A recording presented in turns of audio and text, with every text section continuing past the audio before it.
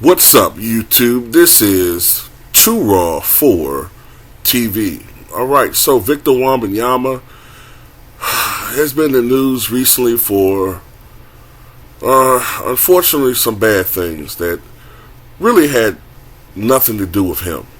You know, some of it I think was clout chasing by a washed up pop star, and some of it had to do with a bad performance that he had just last night, I think, in a summer league game.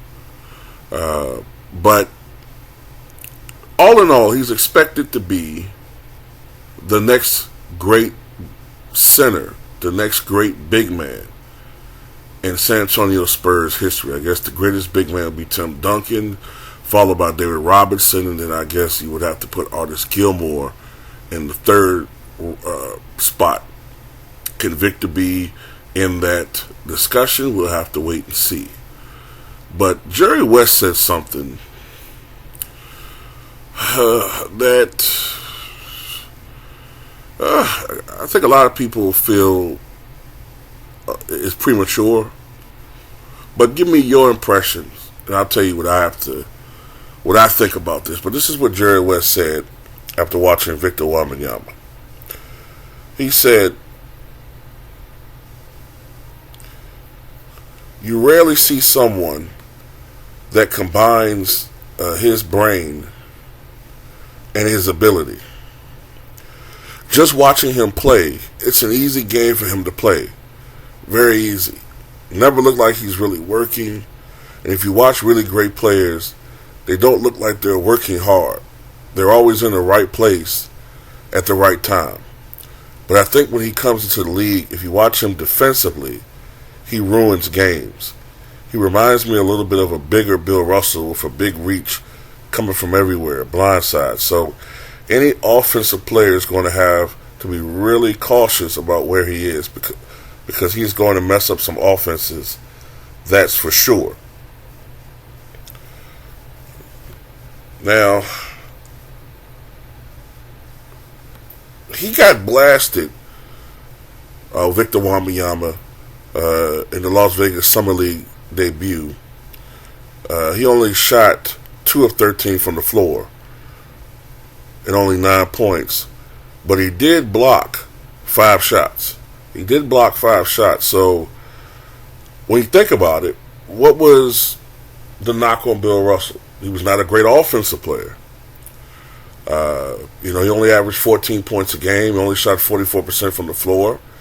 Although during the era that he played in, for many years that was about league average.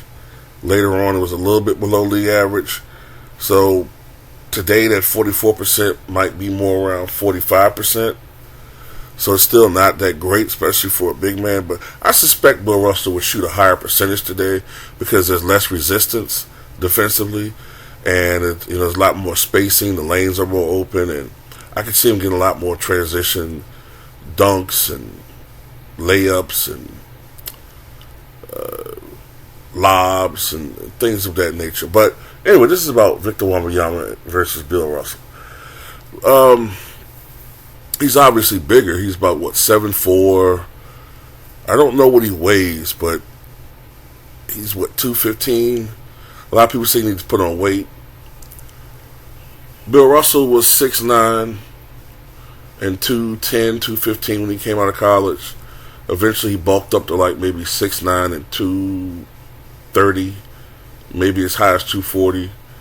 Victor will get a little bit bigger as he gets older, but I don't know whether or not he's going to gain a lot of weight just from looking at his frame. I think he's always going to be a smallish guy. I don't think he's ever going to weigh more than 235, 240. But his height and that length will make him a defensive force to be reckoned with. I think that one thing that he lacks from Bill Russell, though, Bill Russell, especially when he was younger, man, you got to remember, Bill Russell was a world-class athlete. This is a guy that was number 7 in the world in high jumping at one point. Number 7 in the world. He could have been if he chose to be serious about it. He could have been an Olympian level athlete in high jumping and maybe even track and field. Same thing with Wilt Chamberlain.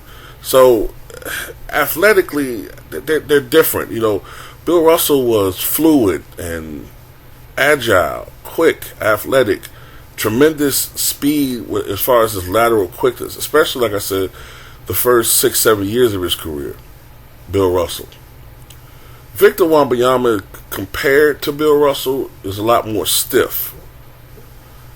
And that's not necessarily his fault. It's just that he's 7'4". He's 7'4". He's stiff. He's probably a little bit more awkward, but the defensive instincts are there. So I definitely see a guy, Victor Wembanyama, who could perennially, when healthy, lead the NBA in blocks and lead them in blocks for quite a bit. It's been a while since we had a guy average 3 to 4 blocks per game. I think Victor Wembanyama is capable of that. So when it comes to the defensive side of basketball, disrupting ball games just because of his size, you got to remember something too. Victor Wembanyama can shoot, from what I can gather. He has shooting ability. So this is a guy that probably will be able to affect the game in more ways than one. Now, is he going to be is he going to be a LeBron James type player? I don't know about that. That's a high. Those type of players come around once a generation.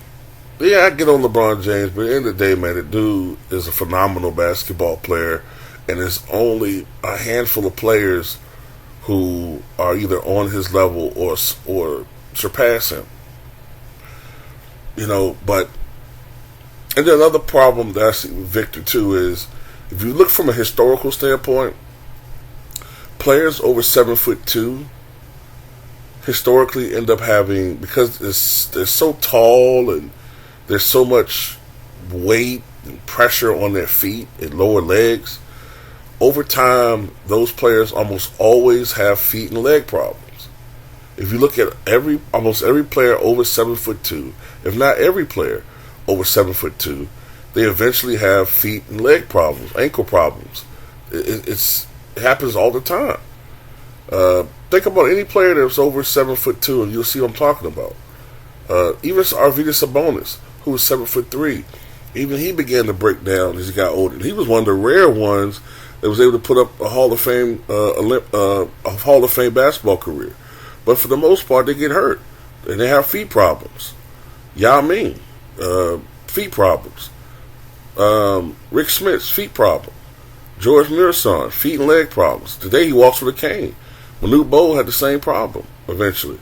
Who else? Sean Bradley. And we all need to pray on him, man, pray for him because he's in a terrible place right now. If he's not aware of the injury that he suffered. And there's some other guys. Ralph Sampson, another example, 7'4". So I'm not trying to wish that on him, but I know there's that history of those types of players not playing very long.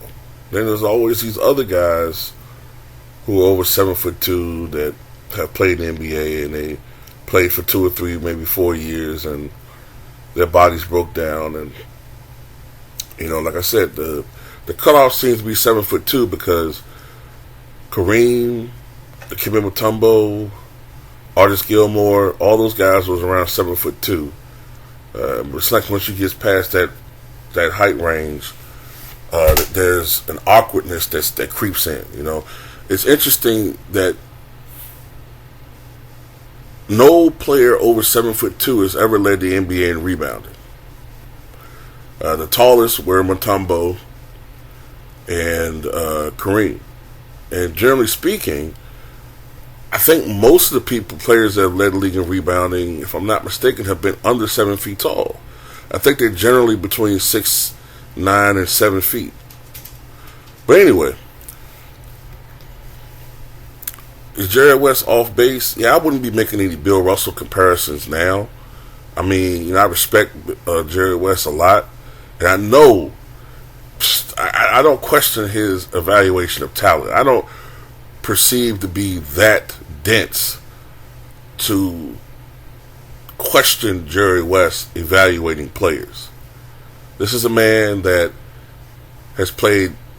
He's been involved in the NBA for over 60 goddamn years. 60 years. Okay, this is a man that has been an NBA player. He's been an NBA coach. He's been a scout. And he's been a general manager. And he's just an elder statesman of the game right now. With the passing of Bill Russell, right? And I mean, I know you still have Bob Cousy, but Bob Cousy isn't really active anymore. To me right now, Jerry West, and maybe Oscar, but Oscar doesn't talk as much. Jerry West is like the elder statesman of the NBA right now, man. So I respect everything he says. You know what I'm saying? So I think it's a little bit premature to be making some Bill Russell comparisons. But hey, he sees it. He sees something that a lot of people don't see. You know? But anyway, that's just my take on it, man. Tell me what you guys think.